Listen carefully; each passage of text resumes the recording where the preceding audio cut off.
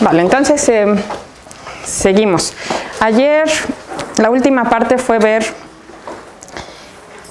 la conexión que había entre la derivada y los mínimos, ¿no? Hablábamos de que si hay un mínimo, entonces la derivada es 0, y alguno de los ejercicios también tenía que ver con eso, si no mal recuerdo. Entonces el siguiente punto que dijimos que era importante era la convexidad, ¿no? Que cuando estamos en presencia de una función convexa, pues bajo ciertas condiciones va a ser más fácil que aseguremos que tenemos un mínimo por ahí. Entonces voy a recordar la definición de una función convexa, nada más para que la tengamos aquí. Y estamos en dimensión finita, porque dijimos que todo lo que vamos a hacer para el cálculo de variaciones en espacios de dimensión infinita, en realidad lo que hace es pues simplificarnos la vida y llegar a este caso, ¿no? Porque nuestros funcionales están definidos en general en términos de integrales de funciones como esta. Entonces entendemos las propiedades de estas funciones, pues las integrales de estas funciones se van a comportar bien, y los mínimos, salvo los problemas que causa estar en dimensión infinita, pues se van a también comportar bien. Entonces esta es una función convexa sin todas las combinaciones convexas en el dominio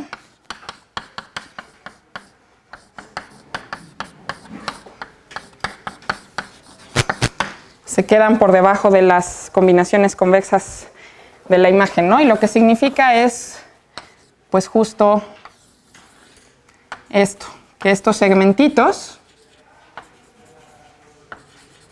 que representan los segmentos entre dos puntos en la imagen, digamos, en la gráfica, están por arriba de la función, ¿no? Ok, entonces una función es convexa si se satisface esta desigualdad para todo t entre 0 y 1, por supuesto. Ok, y luego, pues ¿cómo le vamos a hacer para copiar esto a dimensión infinita? Tenemos que ver qué propiedades se abstraen de las funciones convexas. Entonces el primer resultado, que vamos a llamarle teorema, que quizá también han visto, al menos algunas partes, lo que dice es, pues si tenemos una función de clase C1 en Rn, tenemos criterios para la convexidad de f en términos de la derivada, ¿no? Entonces f es convexa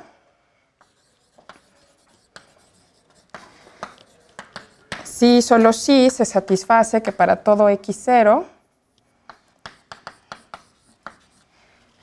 en Rn la función f está por arriba de esta otra que termina siendo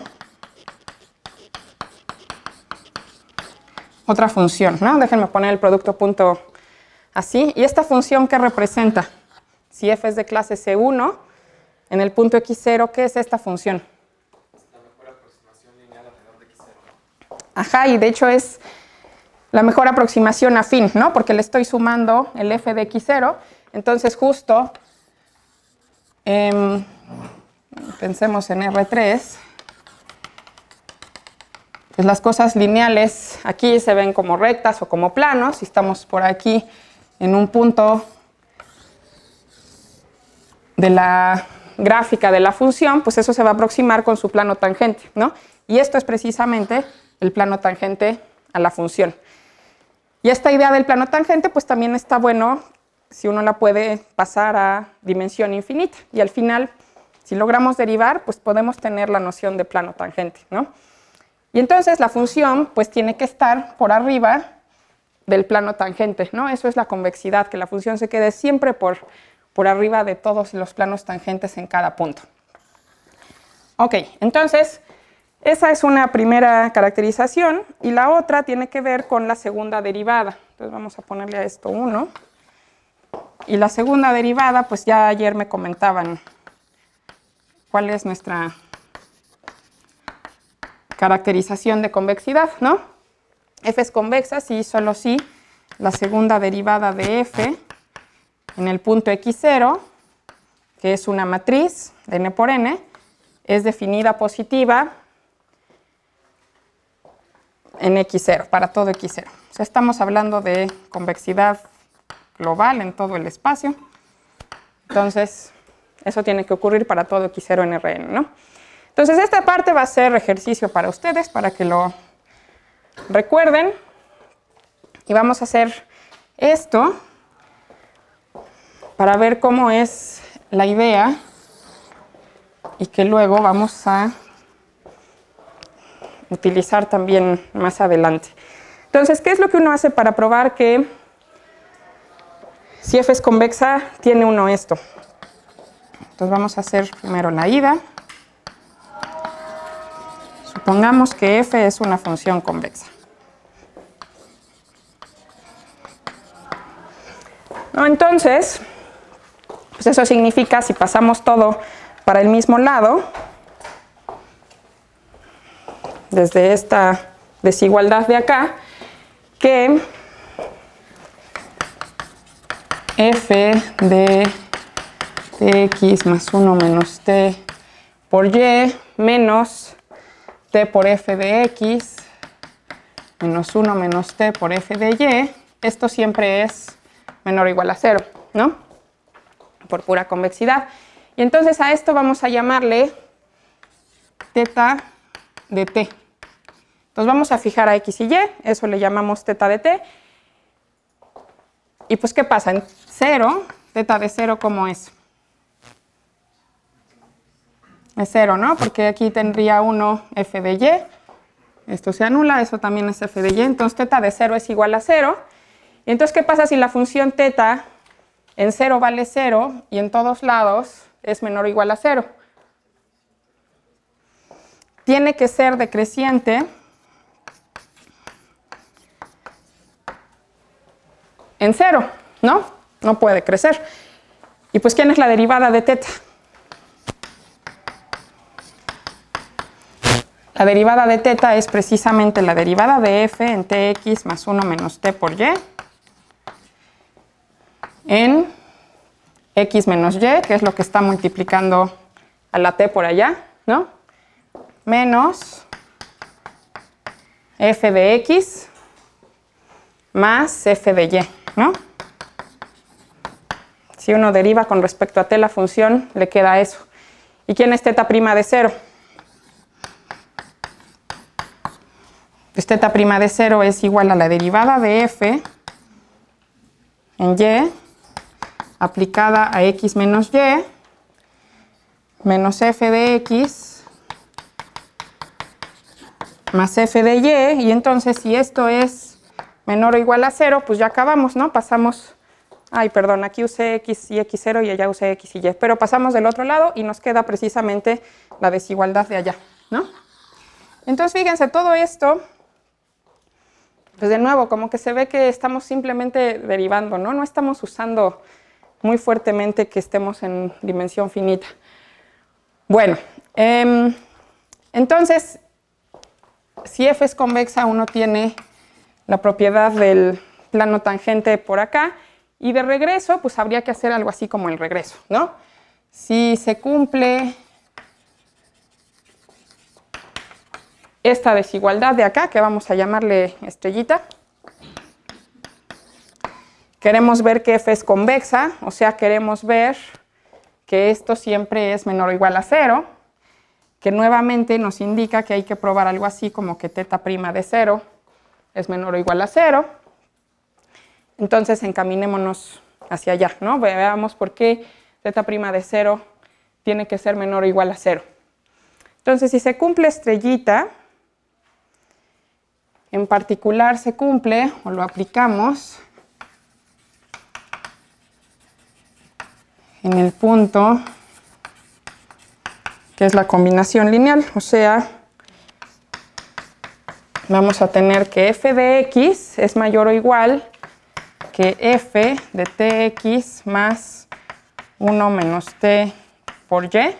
Entonces piensen en este como el x0, más la derivada de f en este punto,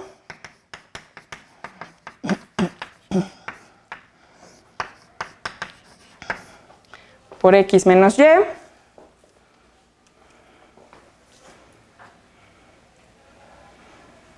perdón, por 1 menos t por x menos y,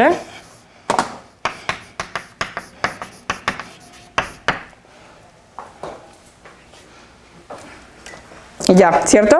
Y entonces, volvemos a nuestra función teta. Y la derivada de teta es esto. Entonces, como que la derivada de teta aquí se parece mucho a lo que tenemos allá, ¿no? ¿Qué nos falta? Nos falta que esté multiplicada por un 1 menos teta, ¿no? Entonces, si multiplicamos 1 menos teta, perdón, 1 menos t, aquí me pidieron que usara el borrador, 1 menos t por teta prima de t, ¿qué obtiene 1? Pues esto por 1 menos t, ¿no? Entonces es 1 menos t, la derivada de f, en tx más 1 menos t por y, x menos y, más 1 menos t,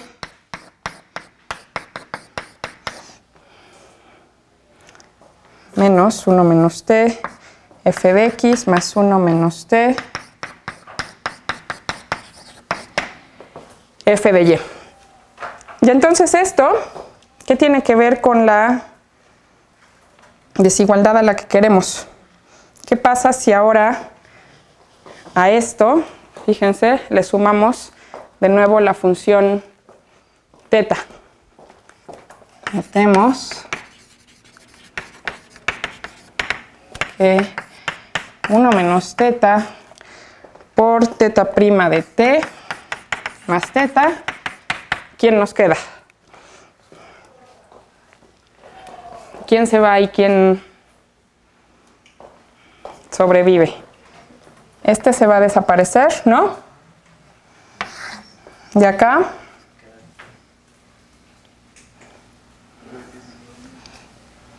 T por el f de x se va y va a sobrevivir f de x.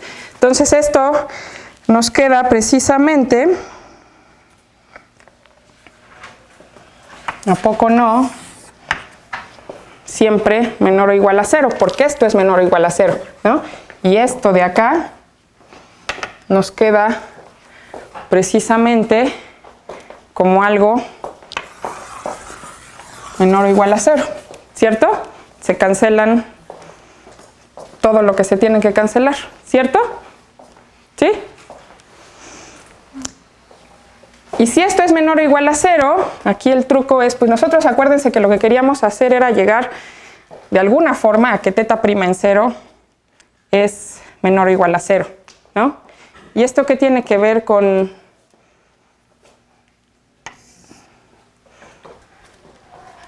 teta prima? Pues es casi, salvo por el teta que está ahí sumándose, estorbando, pero ¿a poco no la derivada de la función teta entre 1 menos t nos recuerda algo de ahí, ¿no? Esto es igual a la derivada, vamos a poner a 1 menos t por teta prima, ¿no? De t, menos teta por la derivada de este, que es 1, entonces queda, perdón, menos 1, entonces queda más teta de t, entre 1 menos t al cuadrado.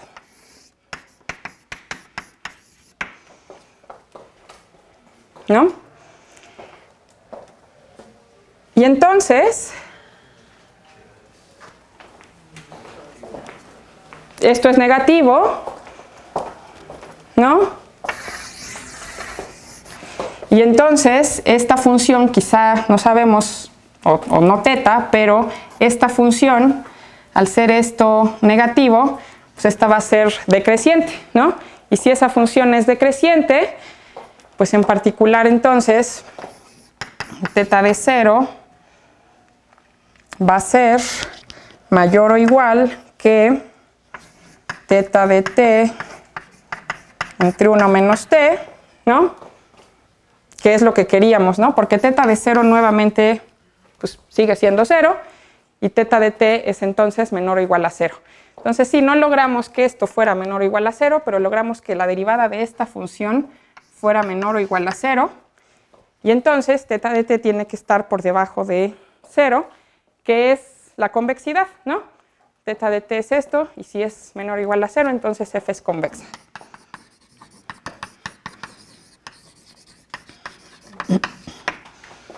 ¿Sí?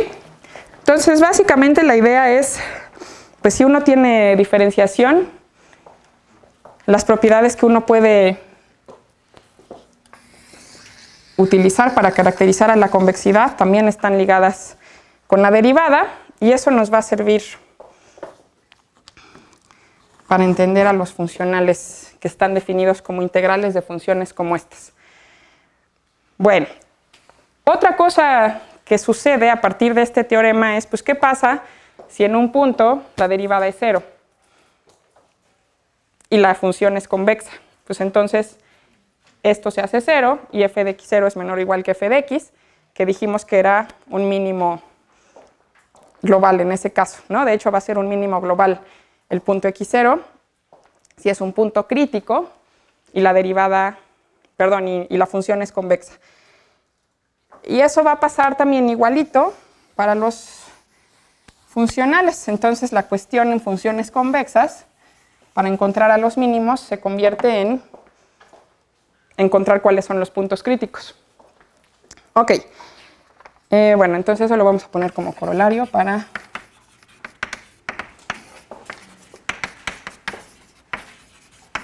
si f es convexa y la derivada de f en un punto es igual a 0, entonces x0 es un mínimo global. No necesariamente estricto en este caso, pero sí es un mínimo global, ¿no? Bueno, entonces, en dimensión finita eso es lo que uno sabe acerca de las funciones convexas, también esto de la derivada y otro ejercicio por ahí que les puse que tiene que ver con que uno puede definir lo que significa que la derivada sea monótona para la convexidad, ¿no? ¿Qué es lo que pasa en dimensión 1? Pues la primera derivada va justamente creciendo. Eso en varias dimensiones, pues ¿qué significa si la derivada deja de ser simplemente una recta?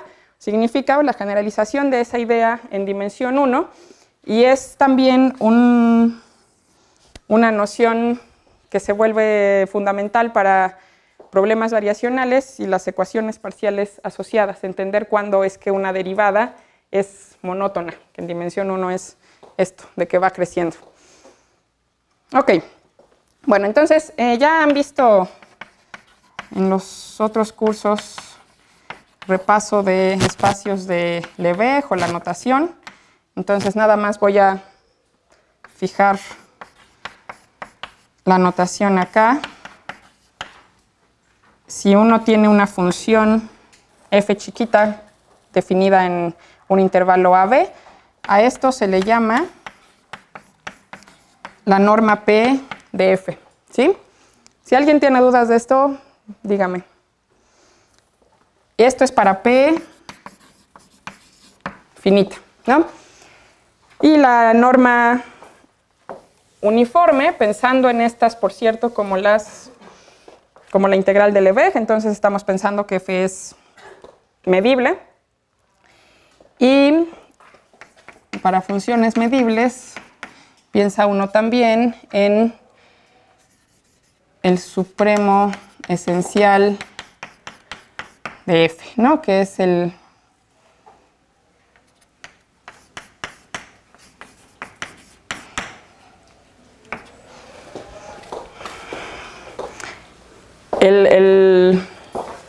supremo salvo por un conjunto de medida cero, ¿no? Si en un conjunto de medida cero la función se comporta rarísimo, lo ignoramos. Bueno, y entonces, ¿por qué introduzco estos? Pues porque ya cuando está uno, ahora sí en serio, trabajando con problemas variacionales, tiene uno que pensar en qué espacio va a buscar a sus funciones. Ayer decíamos que uno de los problemas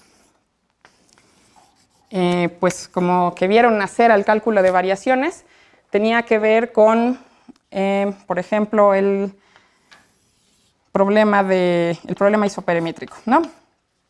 De encontrar una función, una curva, que para un área fija minimizara el perímetro. Entonces, entre todas las curvas que tienen la misma área por debajo de ellas o por arriba de ellas, ¿cuál es aquella con el menor perímetro? Y pues eso significa, si uno busca esta U, y motivados por el problema de Vivo en particular, si este es A y este es B, pues una de las cosas que uno quiere es que U de A valga un valor fijo, ¿no? Por ejemplo, según mi dibujito, pues dice que tiene que valer 0, y según mi dibujito, U de B estamos pidiendo o estamos buscando que valga 0. Y además, pues queremos, pensando en que Vivo quería cercar tierra con un pedazo de cuero, pues cercar la tierra significa cercarla toda, ¿no? O sea, no le iban a admitir que agarrara y dijera, pues por aquí va a valer así y por acá así, y yo quiero toda la tierra que está aquí, ¿no? Eso le iban a decir, pues no, eso no es una solución aceptable, queremos una solución en la que no hagas trampa, y eso significa que está uno buscando curvas que sean por lo menos pues por lo menos continuas, ¿no? Entonces queremos curvas que sí sean continuas, la solución estamos buscando que sea continua. Igual en el problema de la vaquistócrona, ¿no? Uno estaba buscando que la partícula fuera de un punto a otro, y pues no se iba a valer decir, pues voy a dejarla caer por gravedad hacia acá, y luego se teletransporta para acá, ¿no? Pues no me iban a dejar decir eso, porque no íbamos a aceptar la teletransportación como solución al asunto. Entonces queremos nuevamente una función continua, ¿no? Una cuestión que sea realista al problema que estamos buscando.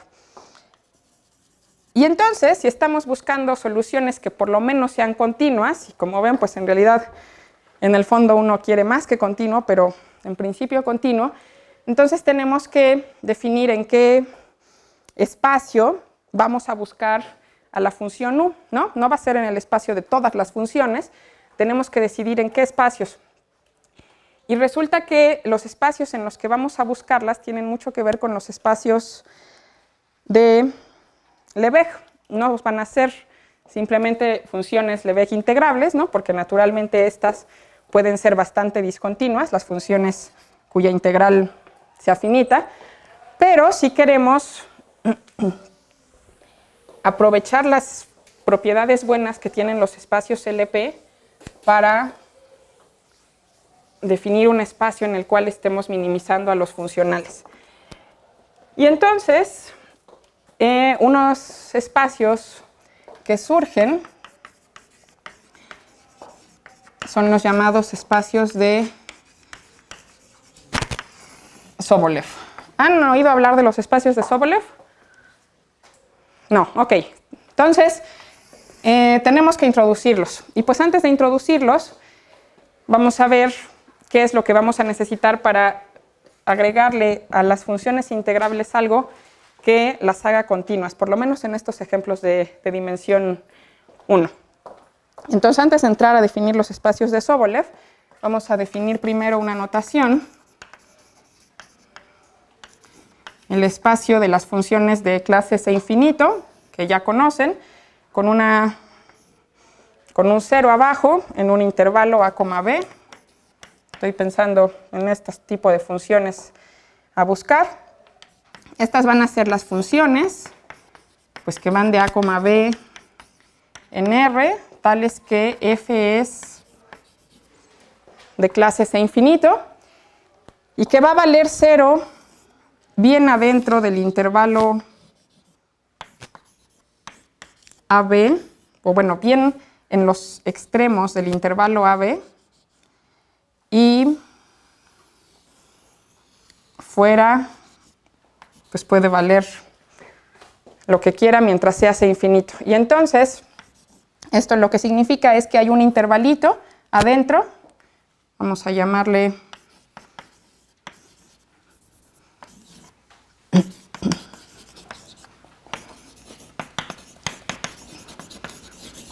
un intervalo A más epsilon,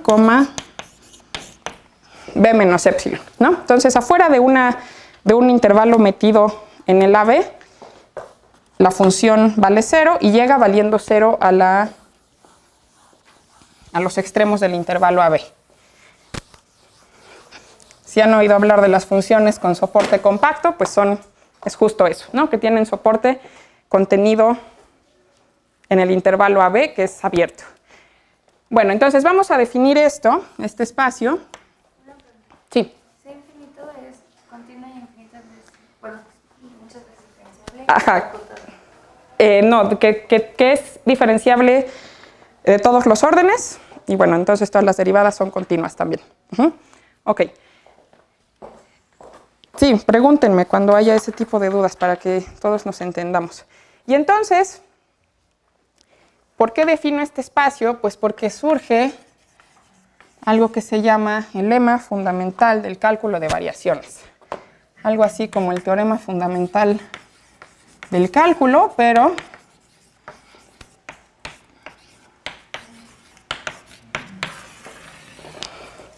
en el cálculo de variaciones. ¿Y por qué es el teorema fundamental? Pues porque es el lemita de batalla en el que uno acude a una propiedad para entender cómo funcionan las funcionales de un problema variacional definido como una integral, por ejemplo. Entonces, ¿qué dice el lema fundamental del cálculo de variaciones? Que si tiene uno una función de clases L1 localmente, o sea, en intervalos acotados, la función es integrable, a lo mejor no en todo Rn,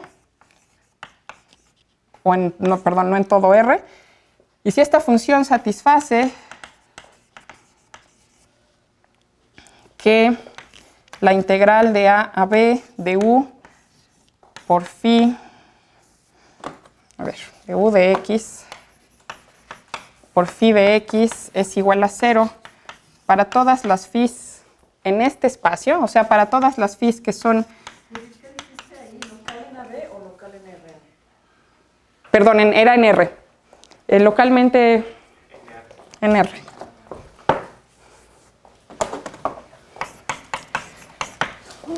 Lo dije en Rn, pero estoy pensando en estas u's representan las soluciones, entonces están definidas en R. Ok, entonces si esta función u es tal que la integral de u por phi es igual a 0 para toda phi en este espacio, que pues este espacio es de funciones sumamente bonitas y controladas, ¿no? Uno sabe exactamente cuánto vale en los extremos y son de clase C infinito. Entonces, ¿qué creen que va a pasar? Entonces U tiene que ser idénticamente 0 en A, B, ¿no? Entonces estamos pensando en variaciones que tienen su soporte o su conjunto donde valen distinto de 0 adentro del intervalo AB. Híjole, no me puedo quitar esto. Bueno, ok. Y la conclusión es que U es 0. ¿Por qué? Pues es como pensar si han visto espacios de Hilbert y han visto que en L2 la integral define un producto punto, pues es algo así como pensar que U es ortogonal a todas las phis de este espacio y resulta que las funciones de ese espacio están bastante bien distribuidas por todo el espacio L2, ¿no? Si estuviéramos en L2. Pero resulta que pues esto se vale para L1 incluso, y es en el fondo por lo mismo, porque la función U, al ser de clase L1 localmente, se va a poder aproximar por funciones bastante bonitas. Entonces, pues claramente, si U fuera una función de estas, ¿no? Si U fuera de clase C infinito y que tuviera valor 0 en los extremos y en un poquito más, entonces esta igualdad, en particular para phi igual a U, diría que la integral de U cuadrada es 0, ¿no? En AB. Y en ese caso, pues entonces U tendría que ser 0. Entonces, si U fuera muy bonita, el resultado sería claro. Si U no es tan bonita, no voy a hacer la prueba con todo detalle, pero algunos aquí sé que seguro la han visto, otros no. Si U es localmente de clase C1, nos restringimos a AB por ahorita y lo que ocurre es que U se puede aproximar, ¿perdón? Por funciones continuas y más que eso, por funciones de clase C infinito, con soporte compacto o con de clase C infinito 0 en AB. Entonces, sí. U es al menos integrable en AB para que eso tenga sentido o no necesariamente. Sí, estamos suponiendo que U es integrable en AB, porque cuando aquí digo que es localmente integrable significa que en conjuntos acotados es integrable. Entonces, en particular en AB. A y B estoy pensando que son finitos. Y sí, sí necesitamos que sea integrable para que tenga sentido la integral del producto. Ok, entonces se aproxima por funciones que van a estar dadas por convoluciones, de hecho, que ya también estaban hablando, pero que, y cuando digo se aproxima, pues es donde estoy haciendo trampa, porque no estoy diciendo exactamente en qué sentido, pero por funciones U epsilon, tales que U epsilon es igual a 0 en algún intervalo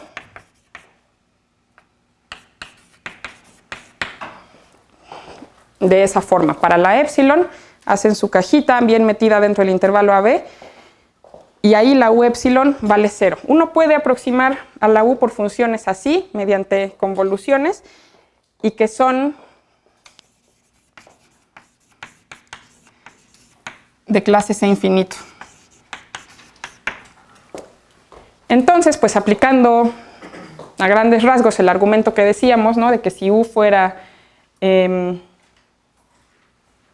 clase C infinito 0, esto sería inmediato, pues si U es aproximada por funciones así, pues también vamos a lograrlo para el límite U, ¿no? Entonces, U, y aquí para no decir tanta cosa ambigua, U va a ser 0 en intervalos, en todos los intervalos de la forma A más 1 delta, B menos 1 delta, para todo delta mayor a 0. O sea, yo voy a ir haciendo cajitas en donde voy a ir probando que la U vale 0, y eso vale para todas las cajitas que pueda yo meter en el intervalo, entonces U va a tener que ser 0.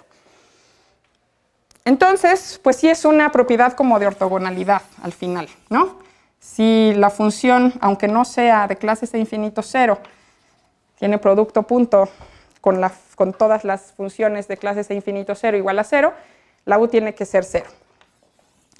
Y esto es un teorema fundamental del cálculo de variaciones porque va a ser importantísimo para encontrar cómo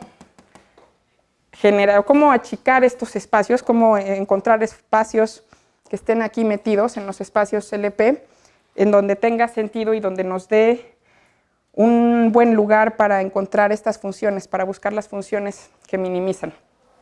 Y ahorita van a ver cómo es que vamos a usar este lema para eso. Entonces,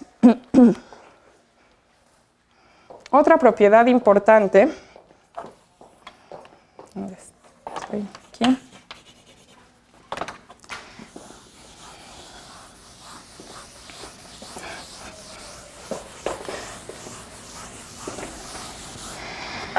Otra propiedad importante que vamos a necesitar es la que sigue. A ver, si uno tiene una función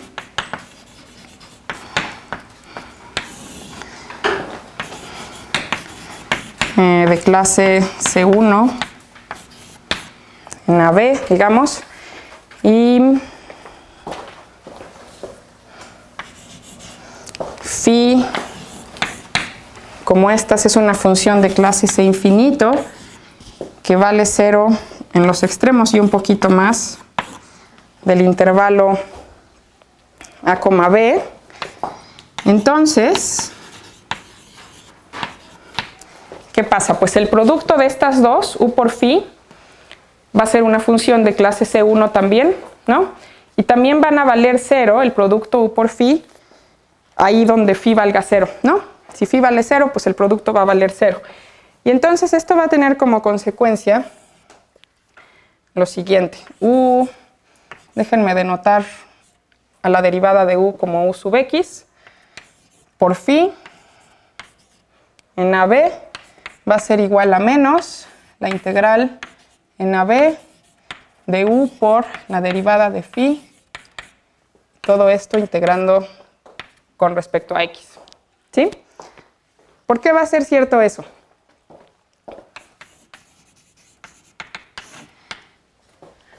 Es la integración por partes, ¿no? ¿A poco no? Pues la derivada del producto, bueno, vamos a ser consistentes con la notación, esto es igual a ux por phi más u por phi sub x, ¿cierto? Y la integral de a b de esta función, pues por un lado, ¿qué pasa si integran la derivada? Teorema fundamental del cálculo, les da la función en los extremos, ¿no? Entonces esto es u por phi en b menos u por phi en a.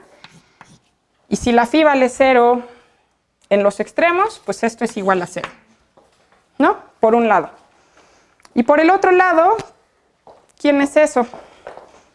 Pues la reglita de el producto, ¿no? La derivada de u por phi en x y su integral es precisamente la suma de las integrales que tenemos en el resultado, ¿no? U por phi derivada a b es igual a esta integral más esta integral, la regla de Leibniz, y pues si eso es igual a 0, se sigue la igualdad de por allá, ¿no? Entonces las funciones que son de clase C1 se satisfacen algo muy importante para todo aquel que quiera saber hacer integrales, que es pues la integración por partes, ¿no? Necesitamos integrar por partes. Y luego, ¿qué es lo que vamos a hacer? Pues vamos a ver que hay funciones que no son de clase C1, pero que en cierto sentido también satisfacen la integración por partes. O sea que en este caso US1, para que tenga sentido que yo hable de la derivada, ¿no? Pero si uno es C1, pues puede ser que se cumpla esta identidad de acá, donde aquí viva pues alguna otra función, ¿no? Que no sea la derivada, porque a lo mejor la derivada de u no existe propiamente en todas partes. Pero puede ser que esa igualdad se cumpliera para otra función ahí, ¿no? Entonces vamos a definir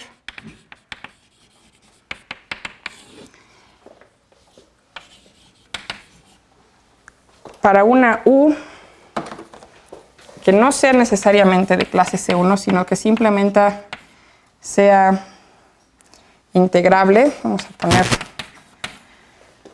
en AB y B también integrable en A, B.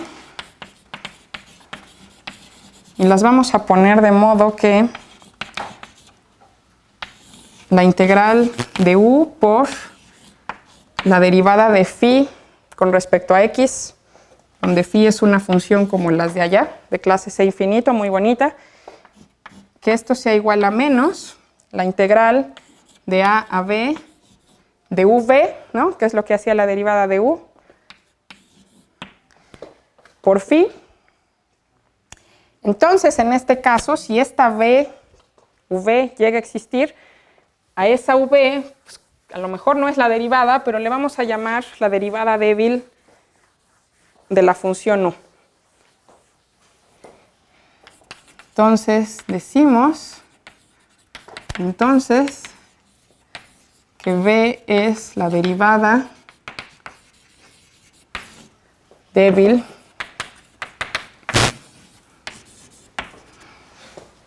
de la función U. ¿Y por qué hacemos esta definición tan extraña? Pues porque la razón es que estamos viendo en dónde vamos a buscar nuestros mínimos, ¿no? Las funciones minimizantes. Ya acordamos que sí tienen que ser funciones razonables, ¿no? No pueden ser funciones sumamente extrañas, principalmente si lo que queremos es resolver el problema isoperimétrico o de Lavaque-Stockner. Tienen que ser continuas. El problema es que, o sea, nos gustaría también que fueran de hecho derivables. El problema es que buscar funciones en los espacios de funciones diferenciables, como en C1, complica las cosas porque las funciones, este espacio de aquí, si recuerdan, pues la norma de la que se le dota a este espacio usualmente es la norma uniforme, ¿no? Y la norma uniforme, conseguir compacidad con esa norma es, en espacios así tan grandes, pues básicamente imposible, no imposible, es muy difícil conseguir conjuntos que sean compactos. ¿Y por qué queremos conjuntos compactos? Pues porque minimizar lo vamos a hacer mediante aproximación, de algún modo vamos a querer buscar sucesiones que converjan al mínimo, por ejemplo. Y en un conjunto compacto, pues las sucesiones tienen una subsucesión convergente. En espacios como este, en donde la norma es la norma infinito, eso se vuelve difícil de lograr. O sea, si yo tengo una sucesión de funciones ahí acotada, puedo decir muy poco, y menos aún acerca de algún límite si es que lograra yo, bajo otras condiciones, encontrar el límite. Entonces, ¿qué relación hay? Bueno, es una condición muy fuerte. Entonces, buscar funciones que minimicen en esos espacios se vuelve analíticamente, o sea, desde el punto de vista de cómo le hace uno, se vuelve impráctico, no nos da las herramientas de análisis para encontrarlas. Y entonces tenemos que buscar funciones que sí sean razonables, pero que sean mucho más flexibles. O sea, finalmente, muchas veces lo que vamos a hacer va a ser abstraer las propiedades de la derivada, ¿no? Como esta, pues la derivada de una función U satisface que se cumple la integración por partes. Entonces, si mi funcional está definido mediante integrales y yo sé que se cumplen ciertas propiedades como la integración por partes, aunque no tenga yo la derivada de a de veras, va a ser suficiente para manejar qué es lo que hace la función U.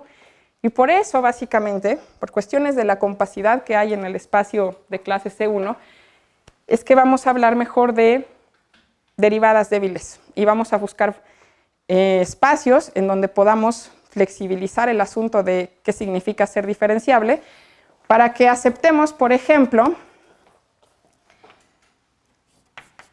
a funciones que aunque no son diferenciables, pues en realidad lo que les falta para ser diferenciables no es tan grave, ¿no? Por ejemplo, el valor absoluto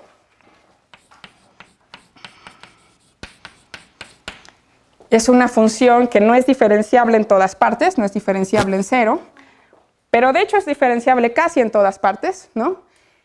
Y no solo eso, la manera en la que deja de ser diferenciable aquí, pues no es así el fin del mundo, ¿no? Nada más es que se forma un piquito. Entonces no es un comportamiento terrible, digamos. Y de hecho, pues uno de sus ejercicios es probar que esta función, de hecho, es débilmente diferenciable.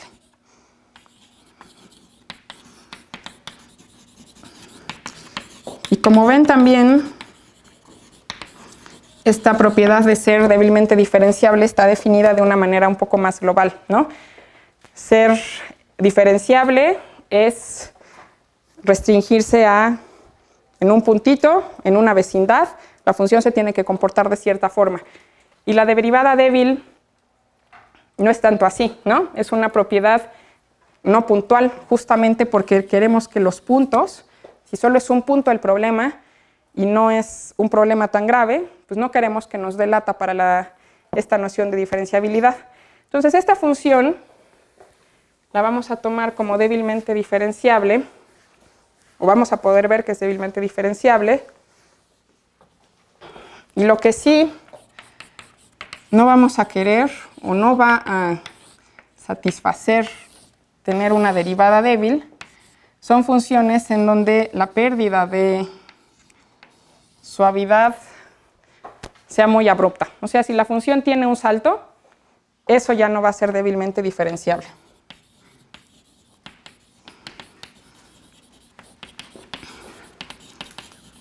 Si es un salto de dimensión 1 y estamos en dimensión 1, ese salto no lo vamos a aceptar. Ok, entonces, aunque no da tiempo en este curso para decirles exactamente todo lo que uno puede saber acerca de derivada débil, llévense la idea de que el objetivo es meter, al menos en esta dimensión, estos piquitos. ¿Sí? Que esos piquitos uno los puede tomar como con cierta noción de derivada.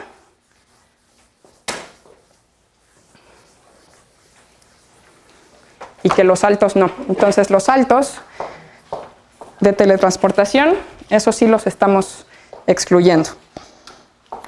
Ok, y entonces si ya tiene uno una nueva idea de derivada y una nueva colección de funciones que vamos a poder derivar, que está bueno porque es más flexible, ¿no? Estamos agrandando el conjunto en donde podemos tomar a nuestras funciones, pues ahora sí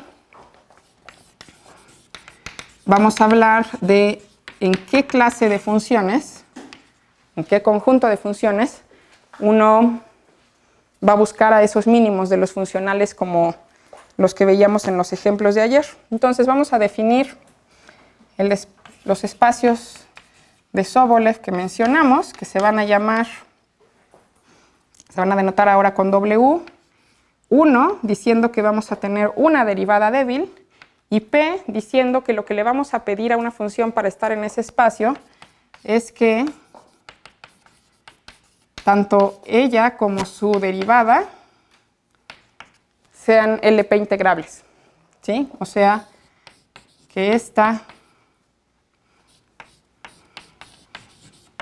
integral sea finita, donde D sub U va a denotar, perdón, du va a denotar a la derivada débil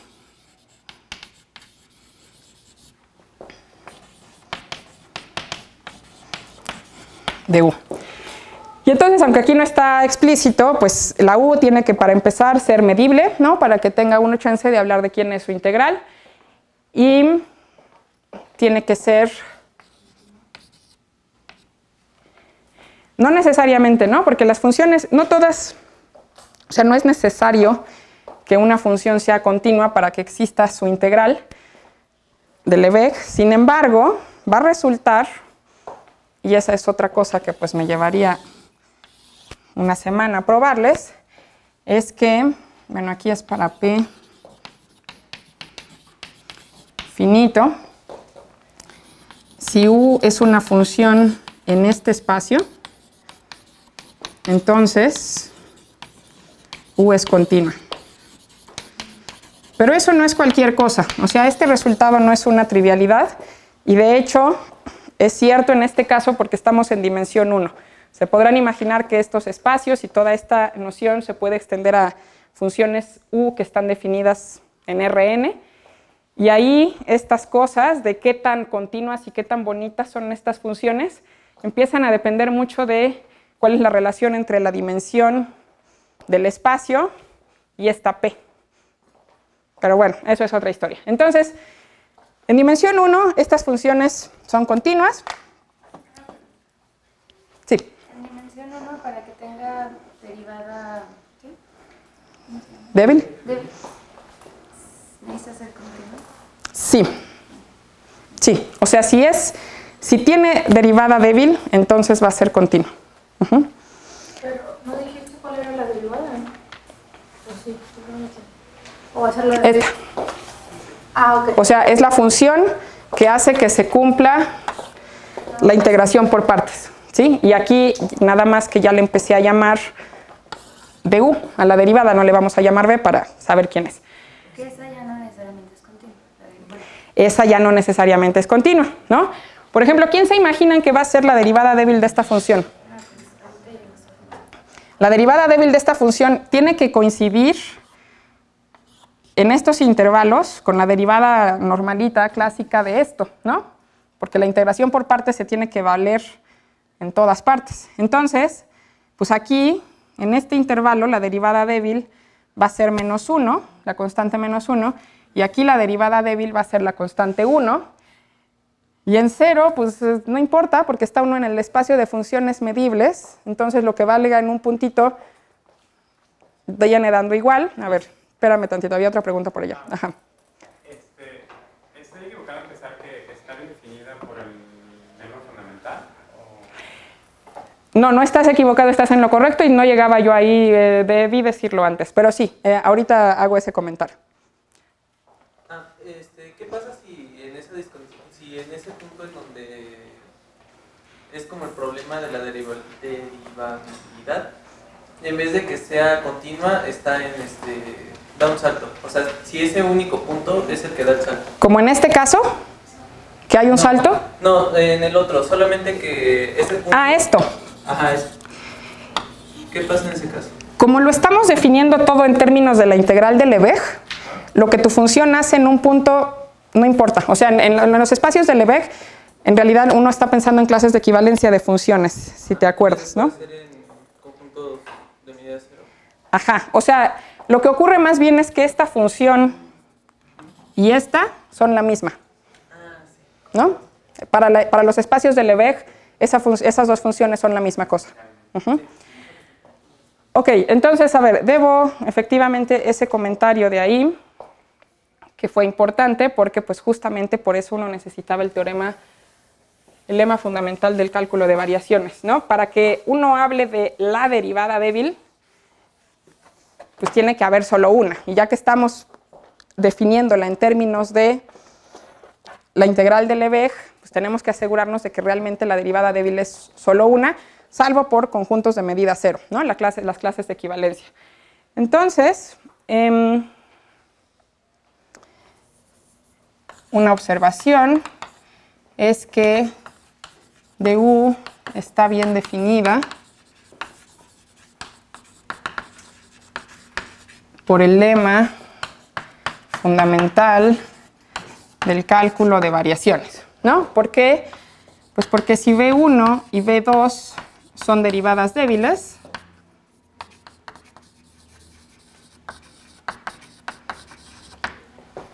de una función u, entonces se vale la fórmula de la integración por partes, ¿no?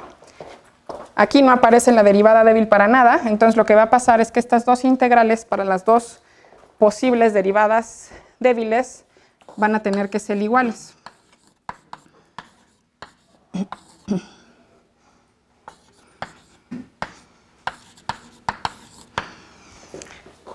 Y si estas dos integrales son iguales para toda phi de clase C infinito y que vale 0 en los extremos de omega y un poquito más, en los extremos del intervalo y un poquito más, entonces pues pasa uno restando esto para acá y queda que B1 menos B2 por cualquier phi es igual a 0.